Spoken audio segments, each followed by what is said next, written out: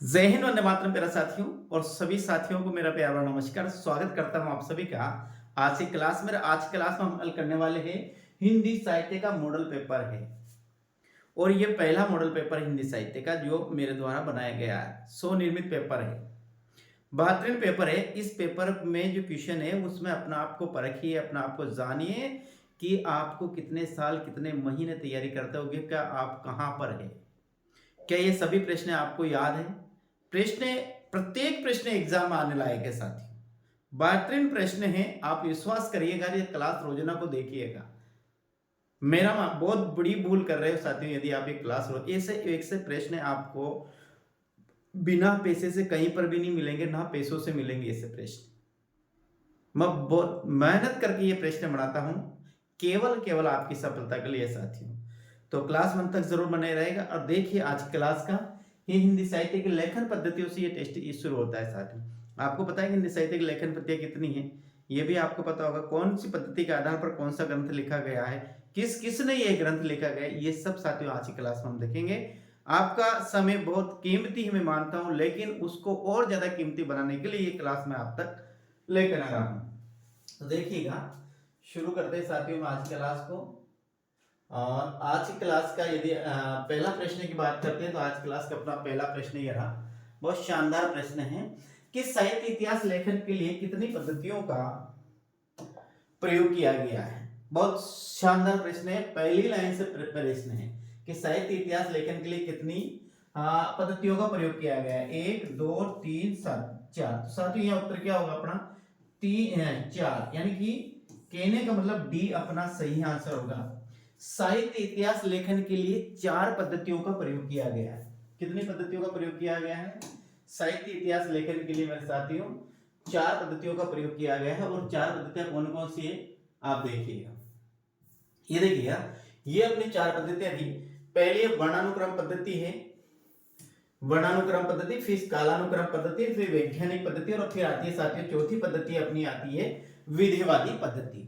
इस प्रकार से देखा जाए तो ये साहित्य इतिहास लेखन के लिए 4 पद्धतियों का प्रयोग किया गया है।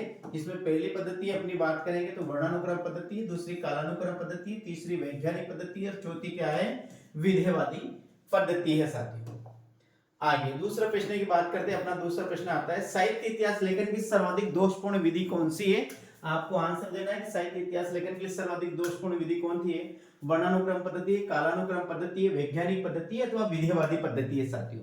तो यहाँ पर यदि हम इस आंसर की बात करते हैं कि साहित्य इतिहास लेखन के लिए सर्वाधिक की दोषपूर्ण पद्धति की बात करते हैं तो वह है वर्णानुक्रम पद्धति। वर्णानुक्रम पद्धति में क्या है, अंग्रेजी के वर्णमाला के अनुसार, किसके, अंग्रेजी के वर्णमाला के अनुसार साहित्य कवियों का, रचनाकारों का जीवन परिचय दिया जाता है।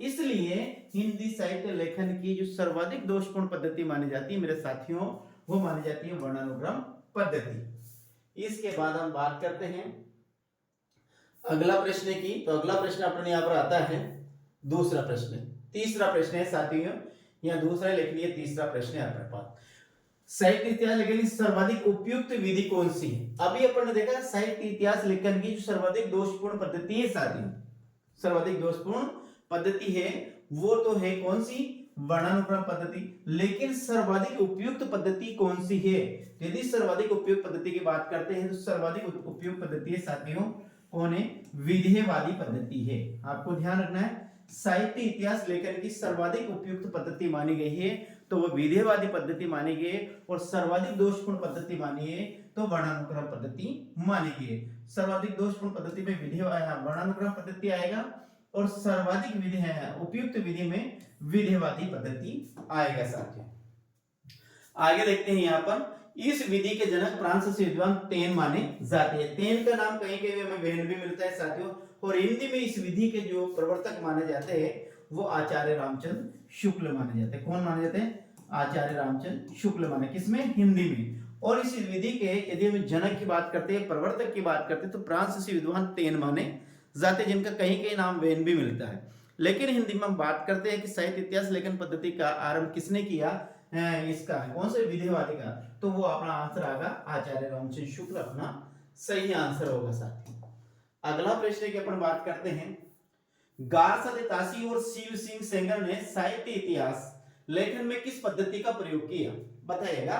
यहाँ चार ऑप्शन अपने पास, वर्णानुक्रम पद्धति, कालानुक्रम पद्धति, वैज्ञानिक पद्धति अथवा विधिवादी पद्धति। किस पद्धति का प्रयोग किया है? किसने? एक नाम आता है गारसादेतासी नाम आता है, एक आता है शिव सिंह सेंगर ने लिखा, शिव सिंह सरोज लिखा। क्या लिखा? शिव सिंह सरोज। इन दोनों ने जो अपने अपने साहित्य इतिहास ग्रंथ लिखे हैं उसमें किस पद्धति का प्रयोग किया गया साथियों? तो आंसर की बात करें तो ये अपना आंसर होगा वर्णानुक्रम पद्धति का प्रयोग किया है। किसने? गारसादेतासी ने और शिव सिंह सेंगर ने। किसने? अपने साहित्य इतिहास लेखन में जो सबसे पहले जो साहित्य इतिहास लेखन लिखा, ये भी ध्यान रखो, गारसादेतासी ने ही लिखा। किसने लिखा?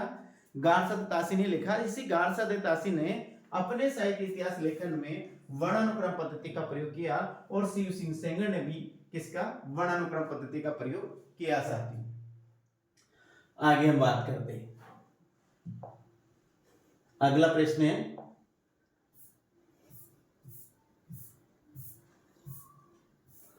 कालानुक्रम पद्धति का प्रयोग किसने किया? मिस्र बंधु विनोद ने, जॉर्ज ग्रियर्सन ने, दोनों ने अथवा दोनों ने नहीं।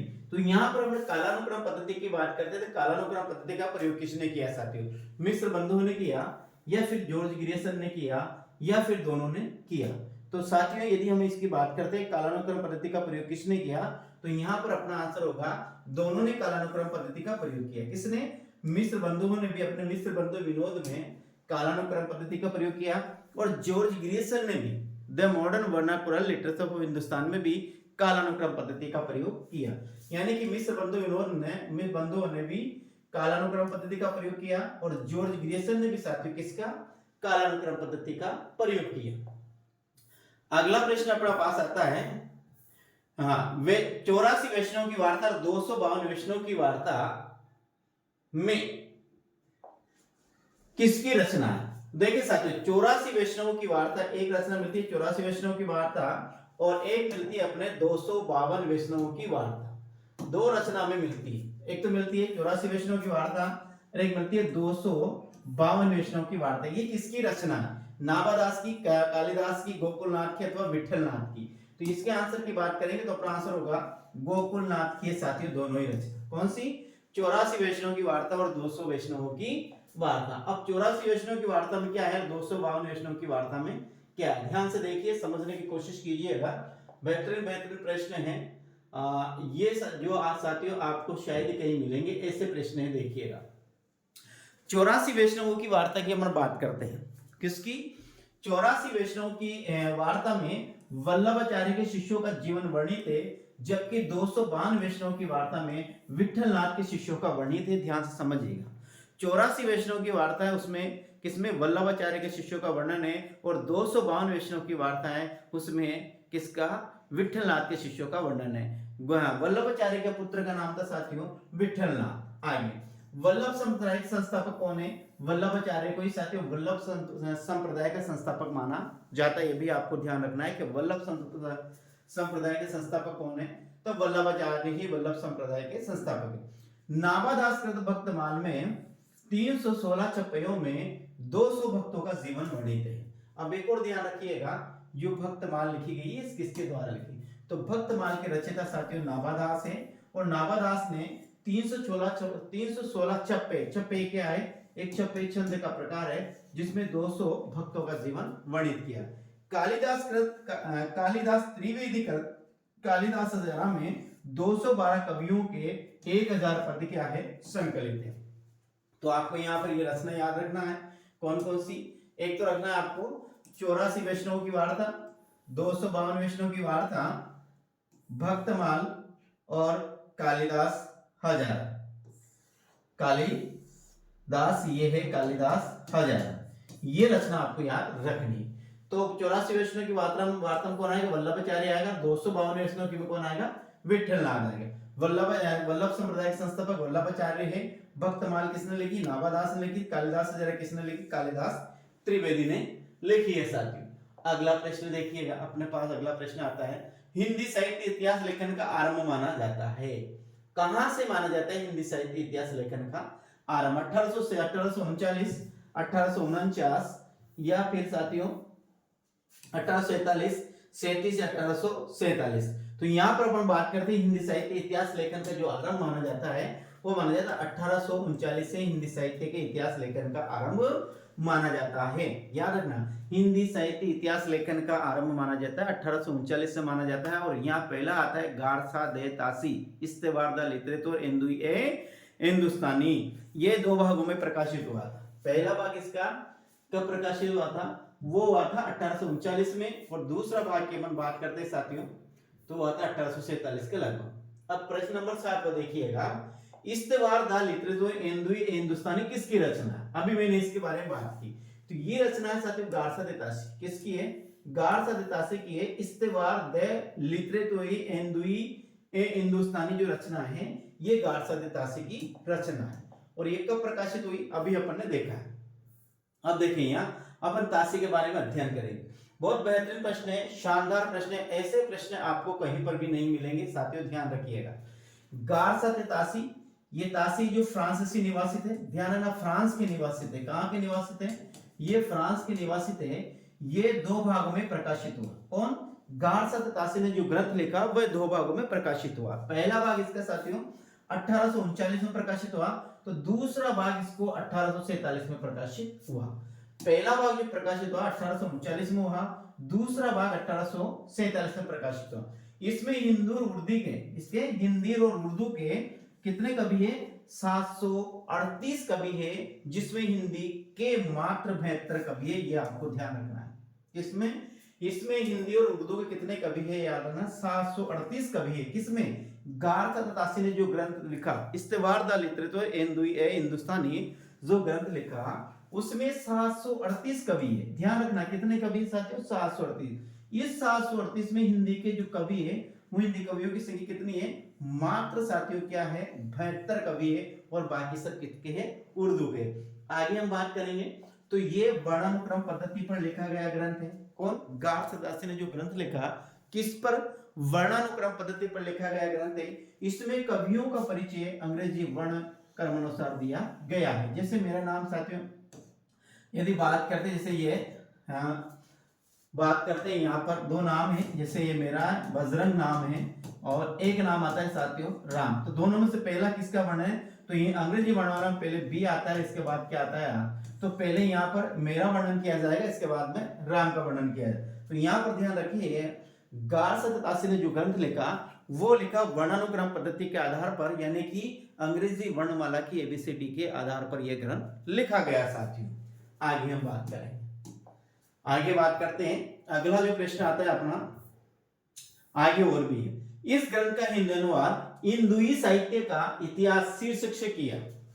हिंदुई साहित्य का इतिहास शीर्षक से किया गया है साथियों। ध्यान रखना, तासी ने हिंदी को बद्दी बोली या तुरानी भाषा कहा। ये भी याद रखना, तासी ने हिंदी भाषा को क्या नाम, हिंदी को क्या नाम दिया? तो तासी ने हिंदी को नाम दिया, एक तो इसे बद्दी बोली भी कहा और इसे तुरानी भाषा भी कहा। ये याद रखना, तासी ने हिंदी को क्या कहा? भद्दी बोली कहा और तुरानी भाषा कहा। आचार्य शुक्ल तासी को इस्लामी तहजीब का पुराना हामी तथा हिंदी का कट्टर दुश्मन कहा। किसने? आचार्य रामचंद्र शुक्ल ने। ये पंक्ति भी आपको ध्यान रखनी है कि ये पंक्ति किसकी है। तो ये पंक्ति आचार्य रामचंद्र शुक्ल क्या है? आचार्य राम ने किसको? तासी को क्या कहा? इस्लामी तहजीब का पुराना हामी तथा हिंदी का कट्टर दुश्मन। किसने कहा ये शब्द? आचार्य रामचंद्र शुक्ल ने कहा। किसके लिए कहा? तासी के लिए कहा। ये बात आपको ध्यान में रखनी है साथियों कि इनके लिए किन शब्दों का प्रयोग किया आचार्य रामचंद्र शुक्ल ने। अगला प्रश्न की बात करते हैं। अगला प्रश्न आता है 8वां। हिंदी भाषा में लिखा गया हिंदी का पहला साहित्य इतिहास ग्रंथ कौन सा है? इसका आपको आंसर देना है। शिव सिंह सरोज, मिश्र बंधु, हिंदी साहित्य का इतिहास, तो हिंदी साहित्य का वैज्ञानिक इतिहास। प्रश्न नंबर अपना 8वां है और प्रश्न नंबर 8वां की अपन बात कर रहे हैं साथियों। तो यहाँ पर अपना सही आंसर क्या होगा? क्या है? हिंदी भाषा में लिखा गया हिंदी का पहला साहित्य इतिहास ग्रंथ कौन सा है? तो साथियों यहाँ पर यदि हम बात करेंगे तो ये पहला ग्रंथ अपना आएगा शिव सिंह सरोजी। क्या आएगा? शिव सिंह सरोज। जो किसने लिखा? शिव सिंह सरोज लिखा, वो लिखा शिव सिंह सेंगर ने। किसने लिखा साथियों? ये आंसर है और लिखा है शिव सिंह सेंगर ने। किसने? शिव सिंह सेंगर ने ये ग्रंथ लिखा है। कौन सा? शिव सिंह सरोज। और ये एक और याद है, हिंदी भाषा में लिखा गया हिंदी साहित्य का पहला इतिहास ग्रंथ, हिंदी साहित्य का पहला इतिहास ग्रंथ जो हिंदी भाषा में लिखा गया है, तो वो कौन सा है? शिव सिंह सरोज है, जो शिव सिंह सेंगर ने लिखा है। ये बात आपको ध्यान में रखनी है साथियों। आगे हम बात करेंगे, तो देखिए आपने शिव सिंह सरोज के लेखक शिव सिंह सेंगर है, ये आपको पता है। शिव सिंह सरोज के लेखक कौन है? शिव सिंह सरोज के लेखक शिव सिंह सेंगर है। काले वजन और नामकरण का कोई प्रयास नहीं किया, ये भी आपको ध्यान रखना है। किसने? शिव सिंह सेंगर ने काले वजन और नामकरण का कोई भी प्रयास नहीं किया। 1000 कवियों को स्थान दिया और इसका रचना वर्ष है 1883, ये भी आपको ध्यान रखना है। किसमें? शिव सिंह सरोज ने जो अपने हिंदी साहित्य का इतिहास लिखा, शिव सिंह सेंगर ने जो अपना हिंदी साहित्य का इतिहास लिखा, शिव सिंह सरोज। ये किसका है? शिव सिंह सेंगर का है। इसने एक तो कालीवासन और एक नामकरण का कोई भी प्रयास नहीं किया, ये भी अपनों को ध्यान रखना है। कितने कवियों का वर्णन है? 1000 कवियों का वर्णन है इसमें साथियों। कितना? 1000 कवियों का वर्णन है और इसका रचना वर्ष है 1883। याद रखना कितना है? 1883 मेरे साथियों इसका क्या है? वर्णन है। आगे कालीवजन नामकरण का सर्वप्रथम प्रयास किसने किया? अब देखिए प्रश्न आ गया, कालीवजन और नामकरण का सर्वप्रथम प्रयास किसने किया? ताशी ने, मिश्र बंधुओं ने, जॉर्ज ग्रियर्सन ने अथवा शिव सिंह सेंगर ने। तो क्या आएगा अपना यहाँ पर आंसर बताइएगा, क्या आएगा साथियों? बताइए। यहाँ पर प्रश्न है कालीवजन और नामकरण का सर्वप्रथम प्रयास किसने किया? तो कालीवजन नामकरण का जो सर्वप्रथम प्रयास किया मेरे साथियों, किया जॉर्ज ग्रियर्सन ने कालीवजन और नामकरण का सर्वप्रथम प्रयास किया। क्या? कालीवजन और नामकरण का जो सर्वप्रथम प्रयास किया जॉर्ज ग्रियर्सन ने किया। ठीक है, आपको ध्यान रखना है कि कालीवजन और नामकरण का सर्वप्रथम प्रयास किसने किया? तो कालीवजन और नामकरण का सर्वप्रथम प्रयास जॉर्ज ग्रियर्सन ने किया। अब देखिए यहाँ पूरा, ये जो जॉर्ज ग्रियर्सन ने जो ग्रंथ लिखा, उस ग्रंथ का नाम क्या है साथियों? The modern vernacular literature of Hindustan. ठीक है, 1888 में लिखा गया है, प्रकाशन वर्ष है इसका। और सर्वप्रथम एशियाटिक सोसाइटी ऑफ बंगाल की पत्रिका के वार्षिक अंक के रूप में यह प्रकाशित हुआ। 1889 में पुस्तक आकार रूप में यह क्या हुआ? प्रकाशित हुआ। ठीक है, अंग्रेजी भाषा में लिखा गया। ये 1880 है, 1889 होगा साथियों, प्रकाशन 1889। हाँ, 1880 में ये वार्षिक अंक रूप में प्रकाशित हुआ और 1889 में ये पुस्तकार रूप में प्रकाशित हुआ।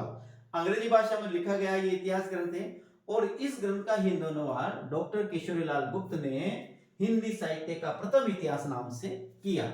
ये भी आपको ध्यान में रखना है, ये सभी चीजें आपको ध्यान में रखनी है। इसमें कौन कौन सी? इसका प्रकाशन वर्ष है 1888। किसका? The modern vernacular literature of Hindustan. क्या लिखा अभी, क्या बोला आपने?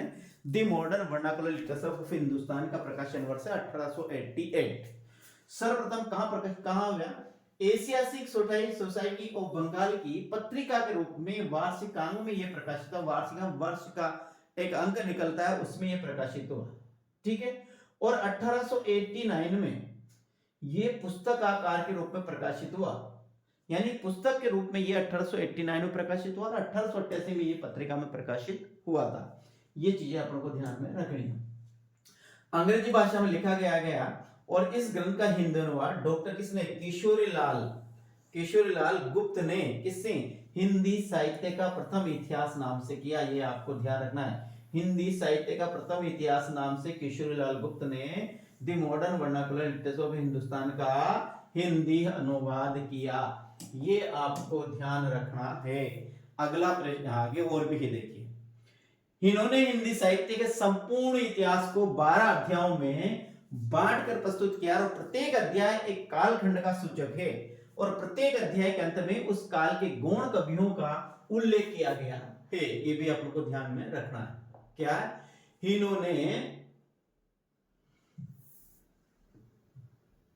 इन्होंने हिंदी साहित्य के जो संपूर्ण इतिहास है उसको किसने 12 अध्यायों में विभक्त किया है। ठीक है, और प्रत्येक अध्याय एक कालखंड का सूचक है। प्रत्येक अध्याय के अंत में उस काल के जो गौण कवि है उन गौण कवियों का उल्लेख किया है। भक्त युग को हिंदी साहित्य का स्वर्ण युग घोषित किया, ये भी याद रखना है। कि भक्ति युग को हिंदी साहित्य का स्वर्ण युग किसने कहा? तो साथियों ध्यान रखना, भक्ति युग को या भक्ति काल को हिंदी साहित्य का जो स्वर्ण युग कहा वे जॉर्ज ग्रियर्सन ने ही कहा। इसके बाद आगे हम बात करते हैं। यहां पर आता है आदिकाल को चाणकाल नाम दिया। आदिकाल को चाणकाल नाम किसने दिया? तो यह भी अपन को ध्यान रखना है कि आदिकाल जो चाणकाल नाम दिया वो भी जॉर्ज ग्रियर्सन ने ही दिया। आदिकाल को जो चाणकाल नाम दिया वे जॉर्ज ग्रियर्सन ने ही दिया। जॉर्ज ग्रियर्सन ने हिंदी साहित्य के इतिहास लेखन में सर्वाधिक सहायता शिव सिंह सरोज से ली। यह भी याद रखना, जब जॉर्ज ग्रियर्सन ने अपने हिंदी साहित्य के इतिहास लिखा जिसका नाम है the modern vernacular literature of Hindustan, इसमें सर्वाधिक किस ग्रंथ की सहायता ली? तो इसमें सर्वाधिक ग्रंथ की सहायता ली, उस ग्रंथ का नाम है शिव सिंह सरोज, जो लिखा शिव सिंह सेंगर ने। ये आपको ध्यान रखना है। अपने ग्रंथ के आधार पर आधार स्रोत के रूप में तासी शिव सिंह सेंगर के ग्रंथ सहित कुल 17 रचनाओं का उल्लेख किया। कितने? हाँ, किसने? हाँ, अपने ग्रंथ के आधार स्रोत के रूप में तासी शिव सिंह सेंगर के ग्रंथ सहित 17 ग्रंथों का उल्लेख किया कि मैंने 17 ग्रंथों से यहां सामग्री ग्रहण की है जब मैंने हिंदी साहित्य का इतिहास लिखा। ऐसा कौन कहता है? जॉर्ज ग्रियर्सन स्वयं ऐसा कहता है कि मैंने लगभग 17 ग्रंथों का क्या किया, इनसे मैंने सहायता ली। और जॉर्ज ग्रियर्सन आयरलैंड के निवासी थे, ये भी याद रखना। कहां के? आयरलैंड के, या आयरलैंड के निवासी थे। आयरलैंड ही, ये आयरलैंड के निवासी थे साथियों, ये आपको ध्यान रखना है। आगे जॉर्ज ग्रियर्सन ने हिंदी को दो भाषाओं में, पूर्वी हिंदी और पश्चिमी हिंदी तथा 8 बोलियों का समूह माना है। ये भी याद रखना है, कई बार एग्जाम आता है। जॉर्ज ग्रियर्सन ने हिंदी को 2 भाषाओं में, एक तो माना पूर्वी हिंदी और एक माना साथियों पश्चिमी हिंदी। पूर्वी हिंदी और पश्चिम केवल 2, और इनकी केवल 8 बोलियां बताई कि हिंदी केवल पूर्वी हिंदी और पश्चिमी हिंदी है और इसकी 8 बोलियों का ये क्या है? समूह है। ऐसा कहना है किसका? जॉर्ज ग्रियर्सन का। आगे हम बात करते हैं। इस ग्रंथ में लगभग 1000 यानी कि 952 कवियों का जीवन वर्णित है। किसमें? The modern vernacular literature of Hindustan में 952 कवियों का क्या है? जीवन वर्णित है। साथ आगे हम बात करते हैं। 10वां प्रश्न है, निम्न में से भिन्न श्याम सुख गणेश और कृष्ण है। निम्न इनमें से भिन्न बताना है कि भिन्न कौन सा है साथियों। तो देखिए साथियों, कौन सा आएगा भिन्न? आप बताइएगा। भिन्न आएगा इसमें कृष्ण बिहारी मिश्र। कौन आएगा? कृष्ण बिहारी मिश्र। ये सुख श्याम और गणेश, ये तीनों भाई के साथियों ये भिन्न है। जब मिश्र बंधुओं ने मिश्र बंधु विनोद लिखा तो ये 3 भाई थे। कितने? 3। कौन से? श्याम, सुख और गणेश। ये बिहारी नहीं आएगा। श्याम, याद रखना, श्याम सुख और गणेश, श्याम सुख और गणेश 3 भाई थे, ये बिहारी नहीं आएगा साथियों। अगला प्रश्न हमने देखिए मिश्र बंधु विनोद के बारे में पढ़े। मिश्र बंधुओं की रचना है मिश्र बंधु विनोद। ये किसने लिखी है? मिश्र बंधुओं ने लिखी है। और किस नाम से लिखी है साथियों? मिश्र बंधु विनोद नाम से लिखी है। मिश्र बंधु विनोद 4 भागों में प्रकाशित है। यह भी आपको ध्यान रखना है। कितने भागों में? 4 भागों में यह प्रकाशित है। प्रथम 3 भाग 1913 में प्रकाशित होते हैं, चतुर्थ भाग 1934 में प्रकाशित होता है। ये आपको ध्यान रखना है। पहले जो 3 भाग है, यानी कि प्रथम इसके ये 4 भाग है, 4 में से 3 भाग पहली बार प्रकाशित हुआ है, दूसरी बार केवल इसका चौथा भाग प्रकाशित होता है। तो पहला जो भाग प्रकाशित होता है वो 1903 में होता है, दूसरा भाग जो प्रकाशित होता है 1934 में होता है। मिश्र बंधु विनोद में संकलित कवियों की संख्या कितनी है साथियों? ध्यान रखना, 5000 है। और ये सटीक है 4551। ठीक है। संपूर्ण साहित्य इतिहास को 5 कालखंडों में बांटकर प्रस्तुत किया गया। कितने कालखंडों में? 5 कालखंडों में बांटकर प्रस्तुत किया गया है। मिश्र बंधु विनोद ने अपने साहित्य इतिहास लेखन में नागरिक प्रचारणी सभा काशी द्वारा 1911 तक प्रकाशित 8 खोज रिपोर्टों की सहायता ली। कितनी? 8 खोज रिपोर्टों की सहायता ली। तो आपको ध्यान रखना है, मिश्र बंधु विनोद 4 भाग में प्रकाशित हुआ। प्रथम 3 भाग 1913, चतुर्थ भाग 1934। कवियों की संख्या है 4551। 5 कालखंड में यह प्रकाशित हुआ और इसने कितने 1911 तक कितने 8 खोज रिपोर्टों की इसमें क्या ली? सहायता ली है। आगे बात करेंगे।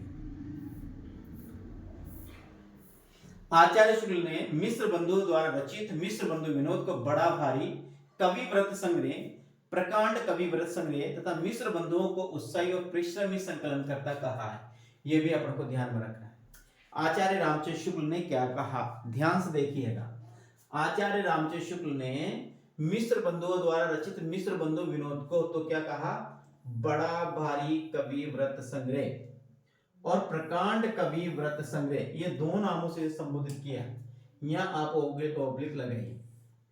बड़ा भारी कवि व्रत संग्रह भी कहा और प्रकांड कवि व्रत संग्रह भी कहा तथा मिश्र बंधुओं को क्या कहा, उत्साही और परिश्रमी संकलन करता।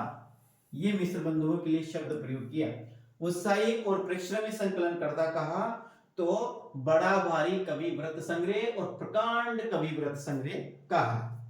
वे लिखते कवियों के परिचयात्मक विवरण प्राय मैंने इसी ग्रंथ से ली है। कौन, आचार्य रामचंद्र। किस ग्रंथ से लिए हैं, देखिए ये लिया मिश्र बंधु विनोद से। आचार्य शुक्ल ने मिश्र बंधुओं द्वारा रचित मिश्र बंधुओं को बड़ा भारी कवि व्रत संग्रह और प्रकांड कवि व्रत संग्रह तथा मिश्र बंधुओं को उत्साही और परिश्रमी संकलन करता कहा।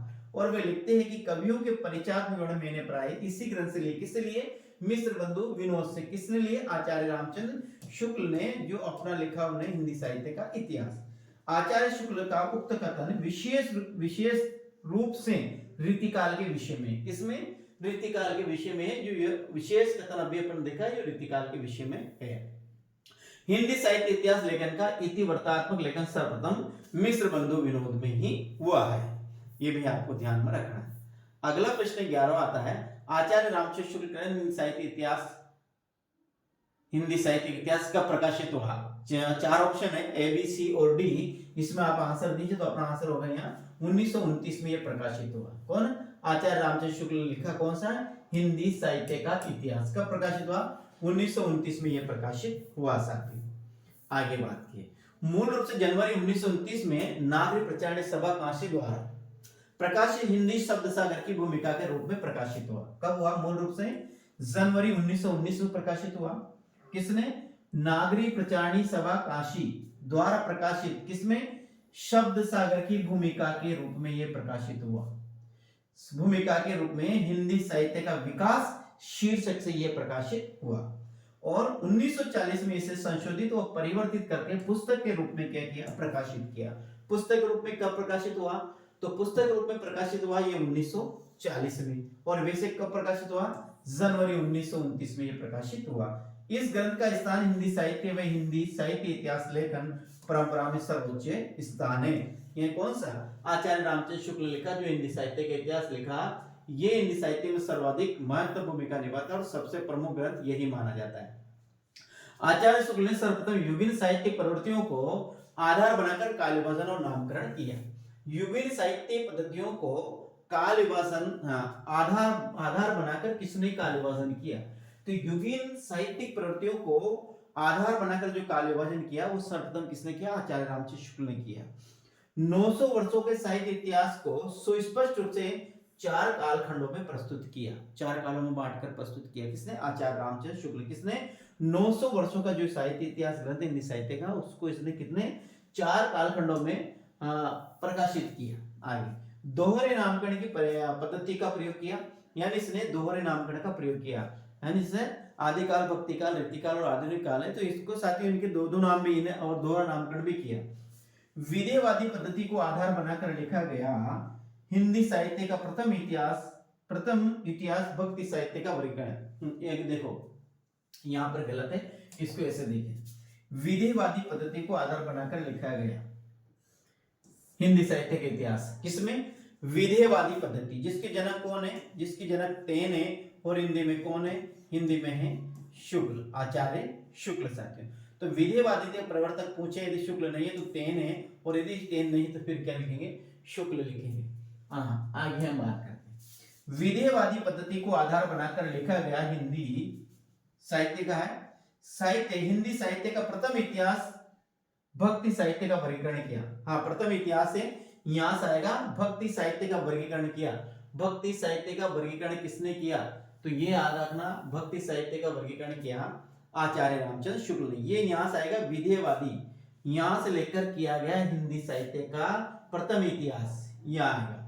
प्रथम इतिहास नहीं आएगा, और फिर ये अपना आएगा प्रथम इतिहास साहित्य का, और यहाँ आएगा भक्ति साहित्य का वर्गीकरण किया गया। आगे बात आगे भक्ति साहित्य का वर्गीकरण किसने किया? तो भक्ति साहित्य अभी देखा साथियों, भक्ति साहित्य का वर्गीकरण करने वाले हैं आचार्य रामचंद्र शुक्ल। भक्ति साहित्य कौन सा जो वर्गीकरण किया वो किसने किया? आचार्य रामचंद्र शुक्ल ने किया। निर्गुण काव्य धारा और सगुण काव्य धारा, फिर दो दो काव्य धारा होती, ये जो विभाजन किया वो आचार्य रामचंद्र शुक्ल ने किया। अगला प्रश्न है, प्रत्येक देश का साहित्य वहां की जनता की चित्त वृत्तियों का संचित प्रतिबिंब होता है। ये जो कथन किसका है?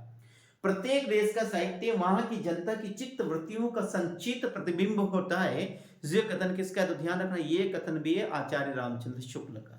किसका कथन है? ये आचार्य रामचंद्र शुक्ल का है कि प्रत्येक देश के साहित्य वहां जनता की चित्त वृत्तियों का संचित प्रतिबिंब है। अगला है, आचार्य रामचंद्र शुक्ल ने किन ग्रंथों से सामग्री ग्रहण की है? मिश्र बंधु विनोद से, हिंदी कविता रत्नमाला से, ब्रजमाधुरी सार से, या कविता कौमुदी से। तो याद रखना, आचार्य रामचंद्र शुक्ल ने इन सभी से सामग्री ग्रहण की है। मिश्र बंधु विनोद से भी सामग्री ग्रहण की है, हिंदी कविता रत्नमाला से भी सामग्री ग्रहण की है, ब्रजमाधुरी सार से भी सामग्री ग्रहण की है, और कविता कौमुदी से भी इन्होंने सामग्री ग्रहण की है। सभी से साथियों इन्होंने सामग्री ग्रहण की है।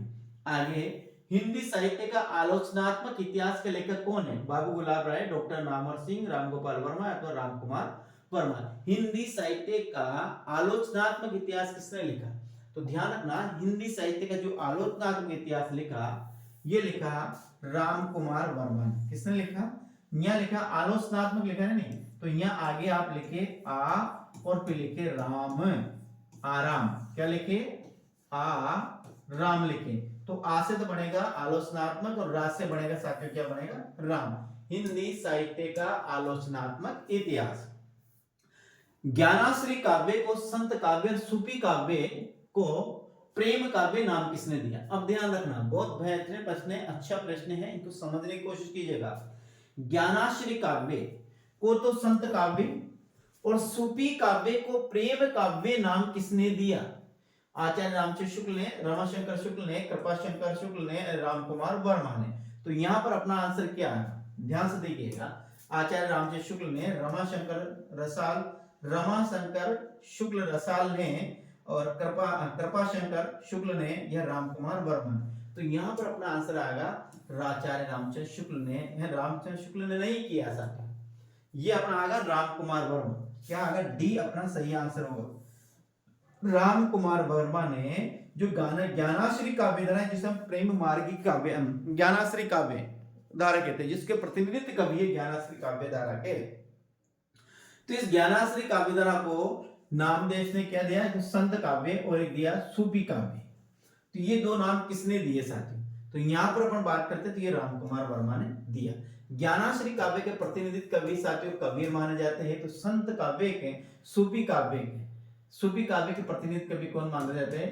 विद्यापति सूफी काव्य के प्रतिनिधित्व कवि माने जाते हैं। विद्यापति, हाँ, जायसी साथियों, कौन? जायसी। आगे हम बात करते हैं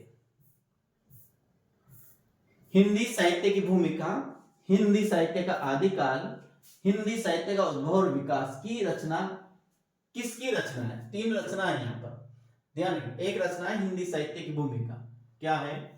हिंदी साहित्य की भूमिका। दूसरी हिंदी साहित्य का आदिकाल। तीसरा है हिंदी साहित्य का उद्भव व विकास। ये जो तीन रचना है, ये किसकी रचना है? महावीर प्रसाद द्विवेदी, सोहनलाल द्विवेदी, शांति प्रसाद द्विवेदी, या फिर हजारी प्रसाद द्विवेदी साथियों।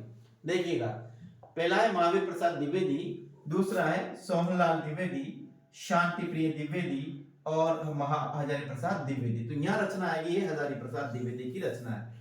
हिंदी साहित्य की भूमिका, हिंदी साहित्य का आदिकाल और हिंदी साहित्य का उद्भव और विकास किसकी रचना है साथियों? ये रचना है हजारी प्रसाद द्विवेदी की। अगला प्रश्न है, नागरी प्रचारणी सभा काशी द्वारा प्रकाशित हिंदी साहित्य का वृहद इतिहास कितने खंडों में प्रकाशित है? किसने लिखा? नागरी प्रचारणी सभा काशी द्वारा जो हिंदी साहित्य का वृहद इतिहास लिखा गया वो कितने खंडों में प्रकाशित है? 14, 15, 4 या 16? कितने खंडों में प्रकाशित है? तो आपको आंसर देना है। इसका आंसर होगा साथियों 16 क्या होगा, ये 16 खंडों में प्रकाशित है। नागरिक प्रचारणी सभा कांसी द्वारा जो हिंदी साहित्य का वृहद इतिहास लिखा गया, ये 16 खंडों में प्रकाशित है। अगला है रीतिकाल के नामकरण का श्रेय किसे दिया जाता है? हजारी प्रसाद द्विवेदी, बाबू श्याम सुंदर दास, आचार्य रामचंद्र शुक्ल अथवा हरिवंश राय बच्चन। इन्हें रीतिकाल के नामकरण का जो श्रेय दिया जाता है साथियों, ध्यान रखना, उसमें भी अपना आंसर आएगा कौन, आचार्य रामचंद्र शुक्ल। क्या आएगा, रीतिकाल का जो नामकरण किया वो आचार्य रामचंद्र शुक्ल ने ही किया, ये आपको ध्यान रखना है। अगला प्रश्न की बात करते हैं, हिंदी का प्रथम कवि किसे माना जाता है? तो हिंदी का प्रथम कवि की अपन बात करेंगे साथियों। तो हिंदी का जो प्रथम कवि माना जाता है वो माना जाता है पुष्य को पुष्यदंतु स्वयंभू राजा मुंचे, मुंज नहीं साथियों, मुंह और चे क्या है, राजा मुंचे। ध्यान रखना, हिंदी का प्रथम कवि किसे माना जाता है? तो ये है राजा मुंचे, मुंज, ठीक है। और तो यह हिंदी का प्रथम कवि माना जाता है सरापा, और इसे माने है राहुल सांस्कृत्यान। कौन है? राहुल सांस्कृत्यान ने हिंदी का पहला कवि माना है। पुष्प को माना है साथियों शिव सिंह सेंगर ने और जोरगिरी सन ने साथियों, ठीक है। और राजा वंश को माना चंद्रधर्मा गुलेरी ने साथियों। ऐसे आपको याद रखना है, हिंदी का जो प्रथम कवि माना जाता है वो सरापा ही हिंदी का पहला कवि माना जाता है। तो ये अपने थे आज साहित्य इतिहास लेखन की परंपरा का पहला टेस्ट था, बेहतरीन टेस्ट था। आपको समझ में आ गया, मतलब आपने खुद देखा होगा और आपने विश्लेषण किया उसका, आपने अपने आप परखा होगा कि ये टेस्ट कैसा है। मैं कहता हूं ऐसा टेस्ट आपको कहीं पर भी नहीं मिलेगा, पैसे से भी नहीं मिलेगा, इतना अच्छा बेहतरीन टेस्ट है। तो मेरे साथियों रोजाना इस क्लास में बने रहेगा, बेहतरीन मैं आपके लिए टेस्ट लेकर आऊंगा, रोज लेकर आऊंगा। तो मिलते हैं कल अगली क्लास में वापस। राम राम, जय हिंद साथियों।